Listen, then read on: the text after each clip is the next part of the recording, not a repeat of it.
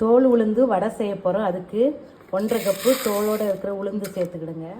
1.5 cup தோலோடு இருக்கிற உளுந்து, 2 ஸ்பூன் பச்சரிசி, ரெண்டையும் கழுவிட்டு ஒரு 3 மணி நேரம் ஊற வச்சுக்கலாம். ரெண்டையும் கழுவிட்டு நல்ல தண்ணி ஊற்றி வச்சுருக்கேன். 3 மணி நேரம் ஊற வச்சுருவோம். 3 மணி நேரம் ஊற வச்சுருந்தோம். உளுந்தம் பருப்பும் அரிசியும் ஊறிடுச்சு. இது ஒரு மிக்ஸி ஜார் எடுத்துக்கிடுங்க.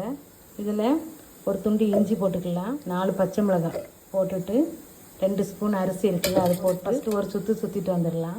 அரைச்சிட்டு வந்தாச்சு. இது கூட நம்ம ஊற வச்ச உளுந்து போட்டுக்கலாம். போட்டு அரைச்சிட்டு வந்துடலாம். உளுந்து நல்லா அரைச்சாச்சு. இது கூட ஒரு பெரிய வெங்காயத்தை பொடிசாக கட் பண்ணி வச்சுருக்கேன். கருவேப்பிலை, மல்லி இலை போட்டுக்கலாம். 1/2 ஸ்பூன் மிளகு போட்டுக்கிடுங்க. 1/2 ஸ்பூன் சீரகம் போட்டுக்கலாம். நல்லா உப்பு போட்டு நல்லா மிக்ஸ் பண்ணிக்கலாம். மாவு நல்லா மிக்ஸ் பண்ணியாச்சு. கையை நல்லா நனைச்சிக்கிடுங்க. நனைச்சிட்டு இப்படி ஒரு உருண்டை மாவு எடுத்துக்கிட்டு இப்படி போட்டுக்கிடுங்க. 2 பக்கமும் நல்லா மாற்றி போட்டு சூப்பராக வேக வச்சாச்சு. பாருங்கள், சூப்பராக வந்துருச்சு. இனி அப்படி எடுத்துக்கலாம். சுவையான டேஸ்டான தோல் உளுந்து வடை சூப்பராக ரெடி பண்ணியாச்சு.